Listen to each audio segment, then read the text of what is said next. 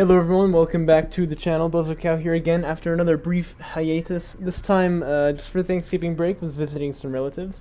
But we are back with a pretty special video today because this is the first match from the 2v2 league here. Now I know it says Team 1 and Team 2, but no more. These are official teams, mind you. So Team 1 over here, the green team we'll call them, this is going to be GldCheast, which is of course Tarn Armor, playing as the Conf right here, and myself playing as the Soban. And of course that's because we both rolled random, because random is where it's at, my friends, don't you know? That's kind of the thing about our teams, just go random every single time, which is always of course pretty exciting. On the other side we've got Frosty Teeth here playing as the Conf. Whoa, way too close, but you know what I mean. Personal space issues, not issues. Anyway, he of course is the one who set this whole thing up, so big shout out to him for that. And we've got Cow of Shmao. Another cow enters the desert, but you know, we know he's going to be rather inferior, don't we? That's the red team, and their name is Kharakid Ice Cream. Big shout out to their corporate sponsor. Let me make sure I get this right here. The Farron Shaw Creamery and Souvenir Shop. Their corporate sponsor, of course. Ain't nobody ever been massacred over there. Really nice place. I'd recommend you go check it out, get their ice cream. It's a little dusty, you know, but I mean, it'll do. There's also nice dances that go on over there. Anyway, enough of that. To the game itself, here we got Frosty Teeth moving out pretty early with a production cruiser. Tarn Armor and I definitely planning on some early game aggression. My plan here is to do an AAV rush. Tarn Armor, meanwhile, gonna go for some railguns. Gonna go for anti-air as well. I can say that, of course, because I was on this team, so I know exactly what we were planning here. My base runner gonna find he's not terribly welcome right there. He's gonna be attacked by a couple of sand skimmers. Only 3 though. There are 2 LAVs and a sand skimmer here, so we will be able to take this fight if we want to, especially at this kind of range here. The sand skimmer attempted to be microed. He's not quite going to make it, though. Going to fall down there, and now these 2 LAVs going to come and try to dive on top of that. Meanwhile, what is his teammate doing? Looks like he's going a bit more macro-focused. Sand skimmer fabrication coming out quite a bit later. And another production cruiser actually finishing right now for Kaushna. So it's not macro, I don't think. Here comes the blast drone, by the way. This blast drone could be pretty big. Now it's not going to get anything, but a blast drone goes down there and takes out 3 units, it looked like. Excellent blast drone right there from Tarn Armor. Yeah, so it looks like Cow of Shmao going for Sand Skimmer Armor. He's gotten 2 production cruisers, so he's definitely going to go for some kind of Sand Skimmer aggression here. Going to try to push us with these 2 production cruisers, but that's going to be a little difficult as AAV fabrication already finished for me. Tarn Armor, meanwhile, getting refinery mode, so he's not going to be able to deal with it, but I will. I've got AAVs on the field. And it looks like refinery mode for Frosty Teeth as well. 2v2s are a lot of fun, you know what I mean? I'm not really the biggest fan of 2v2s, I prefer 1v1s myself, but there's a lot of action going on. It's always pretty exciting. This base runner here definitely planning on taking, you know, trying to get a nice blast drone hit, but these sand skimmers are going to leave, so that option's not really going to be available to him too much here. But he is... So this base runner definitely going to go down. The blast drone might be able to get something. He's going to get 1 LAV due to their inability to accelerate. LAVs are always a little bit sticky, I feel. Anyway, support cruiser's out for me, so I'm on 2 bases. Turner going to be on 2 bases in about 9 seconds. Frosty Teeth also getting there pretty soon, so the only one not on 2 bases then is Cow of Shmao, and he definitely needs to get something done with these sand skimmers then in that case. Otherwise he could be in trouble. It's going to be scouted just now. We hadn't seen it before now, but now we know. So we're going to head back probably. We don't really have any interest in taking that fight there. The upgrades are also in his favor, I believe. I don't think we have any upgrades ourselves. So these sand skimmers here are definitely a little bit dangerous. They should really be pushing out, trying to get as much map control as they can here. There is 1 blast drone kind of lurking in the shadows. And of course, I know how this game goes. I know what happens right here. This is disgusting! Oh! But thanks to the 1 armor upgrade that Cow of Shmao got, and he's really glad he got that. These are not dead. That could have been a lot of dead sand skimmers right there, but not quite. So, gonna be very happy as Cow of Shmao that he didn't lose all those, but still a little frustrated that he fell for that. But that is going to buy us the time that we need to get the AAVs into the area. Definitely a very impactful blast drone here right there. You can see little flank of sand skimmers. Looks like these are coming from Frosty Teeth. Going to come over here to where the space runner is. Not going to be able to stop the extraction, but they are going to represent a serious threat of sliding in to our base on that side there, and also they might be able to just take out the base runner as well, which means no more artifact extractions for us. Meanwhile, it's going to be Cal Schmau extracting our artifact right here, and that's very fortunate for them because he's on the side that's going to get attacked here. We got AAVs coming into the field. Not too many strike craft here. Certainly not enough to deal with these sand skimmers, but these AAVs that are coming in, they definitely will be able to take that fight. Looks like this base runner is going to go down. 2 AAVs, though, dispatched over here to help deal with it, so we did see that one coming. Meanwhile, an assault railgun trying to take out an AAV. This is a fight that it should win, but it has to kite, and you can see I've kind of tried to get on high ground, but failed there. I had the high ground plus for a second, I don't know. But that assault railgun is actually going to go down. Those need to be microed a little bit more in order to take fights like that, but this second one will be able to take on the AAV. So that's going to be a dead AAV almost for certain. I could smoke it to try to get out, and you'll see that I do try to do it, but I basically missed. Just too late, you know what I mean? Wasn't really paying attention to it as well as I should have.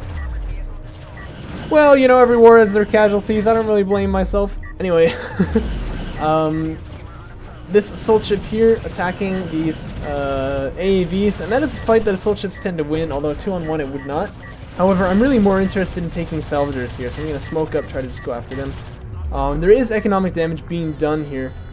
So that's important, especially because Kawashima having those 2 production crews, he's able to go up onto 3 bases now. Now these sand skimmers have definitely found this is the window they were supposed to be in. It's too late. I feel like their effectiveness is really kind of worn off, but still, you know, they've gotten behind the AAVs, which is really what they wanted.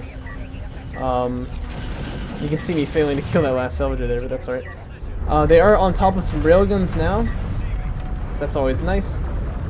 Gonna be doing some damage to those. I'm gonna turn on mark target here on this railgun since that's really all I can do to contribute to this fight.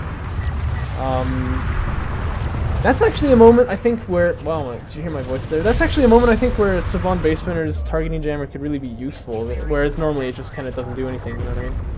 Anyway, some good value found from those. Oh, there's a blast drone, but it's not gonna detonate, so we're not gonna see a repeat of that one. But definitely a nice little poke by those sand skimmers, but I still feel like Cal Schmau kind of fallen behind there because of his sand skimmer attack that really did not really do anything for him.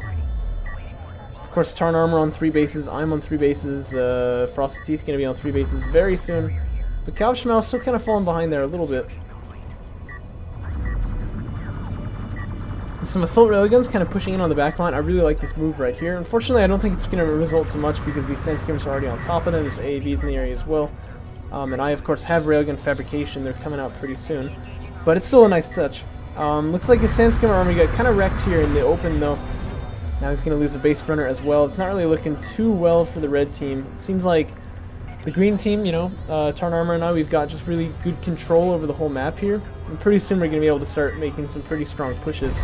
And we have successfully, like, what you're trying to do with early game aggression generally is try to delay your opponent's timing on the 3 bases, or at least 2. And I feel like we've successfully done that. He's just now getting his carrier over there onto his 3rd base. Frosty Teeth also was noticeably behind Tarn Armor and I. So I feel like we've already done what we needed to do. Now it's kind of just time to close in with like our superior number of units. And if we don't take any bad engagements, we should be able to just kind of finish the game off right here. Though it may take us some time. You see me also going for fighter and gunship fabrication. And I think, yeah, Tarn Armor has gone... No, he's just gone for railguns and missile ships. Trying to see if there's any kind of unique tech choices here. We do have interceptors research for Cal Schmau, I noticed that. And then Frosty Teeth has gone for Honor Guard cruisers, it looks like. Oh, and he is producing one as well. So Honor Guard's getting produced over there by Frosty Teeth. This carrier able to sort of repel our attack originally, but now that the railguns have shown up, we really are going to push this carrier back. It can stay there and tank damage for a while, but if you saw the recent match between Garmulator and Catharsis, you'll know, you know, there's only so much damage you can tank before you actually just start dying. So, you know. Heavy vehicles armor level 3 coming up for me. And if you look at the sand skimmer upgrades for our opponents, sand skimmer rating, not even research for either one. So our railguns are about to become very, very resilient, at least from my side. Let's see what Tarn Armor is at. Yeah, he has railgun armor 3 as well, doesn't he? So it's really not going to be easy for our railguns. Oh, Steam overlay is getting in the way of me seeing how much armor they actually have. But it's really not going to be easy for these railguns to get attacked. You know, we got 10 armor over here, we got 9 armor over here. And Sandskimmer doing 15 damage, suddenly he's only doing 5. And that's a really big deal. Looks like we got power resistors coming out for Kalashmel. I'm not really sure I like that move right there because, of course, he's got problems where his carrier is actually in danger of being killed right here. I feel like Soban railguns have got to have some kind of additional accuracy modifier, you know? It seems like they just hit more often. Anyway, well, what I'm saying there is, like, I feel like the carrier's not really going to be able to do too much, so getting power reserves for it kind of, I think, is a little bit lost right there. Anyhow, an Honor Guard cruiser has come out from Frosty Teeth, and the shots from this thing could be huge. They're going to target the AAVs at first, which is a little unfortunate, but, I mean, this right here, oh man, that would be such a meat shot. He is targeting it. He's going to fire. He takes out one railgun, does a lot of damage to others. But we're now targeting him. We got Mark Target coming out there, admittedly quite a lot late right there, but that Honor Guard cruiser will go down. Trying to see if there's any counterplay that the red team can really pull off here, but it doesn't look like it. He does have interceptors in the field, and that's actually doing quite a lot for him. You'll notice I've got 2 interceptors as well myself, but I'm not really sold on the idea of interceptors versus or strike fighters versus interceptors. Although, you know, it didn't. Yeah, never mind. That would be a spoiler. I haven't cast that game yet. Anyway, point is, I'm not fond on the idea of trying to fight that with air myself, so we just kind of have to back away. To be, okay, you know, you got us there. We don't have any air cover for us at the moment. I could put down some AA turrets, but it'll be better to wait for the missile batteries from Tarn Armor to show up and just kind of try to use that. And you can see he has got 2 out on the field now. Looks like a tiny little backstab over here, and Tarn Armor, yeah, powering up the weapons right there, so that's not going to be an issue for him, but nice try, I guess. You know, it's always good to send in a couple Sandskimmers. Looks like a missile ship trying to do some damage to these AAVs. You can see them splitting frantically there. That is going to save the life of this AAV. This is a really boring fight, though, so we're not going to watch that. The big news here is that there's another Honor Guard cruiser in the area, but despite that, Kalashmel taking a lot of damage to his carrier. Although, look at that shot from the Honor Guard cruiser. Does tons of damage to his rails, but there's really just nothing to follow this up. He could launch air. He is launching air now. But there's anti-air in the area. I said air so many times there. Strike fighters getting involved into the action now as well. Mark Target from the railgun's going to greatly increase the damage of these heavy rails. And the carrier is going to go down. And it looks like it was this Sandskimmer. Gibson! Gibson, you slayer! I mean, just based on the amount of XP that he's got, I've got to say that was him who killed. No, Gibson, no! Get out of there! Get out of there! Gibson, run! Run! Run! No! No! No! Oh my gosh! Gibson! Gibson, please! No! They killed Gibson! Alright, well, that's unfortunate, but what are you gonna do? You know what I'm saying? Double extraction coming up from me right now. Targeting jammers. Or no, not targeting. What are they? Armed logistics modules are powered up and ready to go. Powers are 4 being researched, and that's of course when you get access to the microwave emitter once you research that tech. So my carrier obviously can't really do much, you know, frontline fighting because, you know, Soban feels bad. But they can certainly do quite a lot of damage indirectly using those logistics modules and such. Another Honor Guard cruiser falls, by the way. And now there's just, you know, so many railguns on the map for both of the green team players. Both of GldCheast represent. Just, you know, there's not really much that the red team can do at this point, but they are definitely trying to do that which they can. You know, sending some Sandskimmers out here, trying to go for some counterplay. I like that. You know, I really like how they're not just sort of giving up here. Gonna try to use the targeting jammer to save my base runner and get him across. Oh, Tarn Armor! What? You just shot my base runner. Anyway, no worry though. This targeting jammer definitely not in the right place, but although it does stop the missile ships or the assault ships from firing, which are kind of the high damage output thing anyway. But yeah, you know, you can see these 2 base runners are actually rather effective in helping each other get across to the extraction zone, which is nice. And I just have way too many power reserves to even be logical. Lots of railguns, lots of AAVs. I'm ready to push in on this side, and Tarn Armor's ready to push in on this one. Looks like he's gonna encounter a lot more army than I am. Frosty Teeth, of course, having quite a significant force in this area. But me pushing it on this side, we should be able to just finish this off, no problem. And you can see Turn-Armor's army just gets kind of wrecked here, but that's not really his fault here. Microwave Emitter gonna land over here on this side, and I've got some ALMs dropping in over here. Of course, they're powered up all the way, so they can even stun lock opponents. They can do a lot of damage. The ECM here is gonna stop Frosty Teeth from backing away in this direction.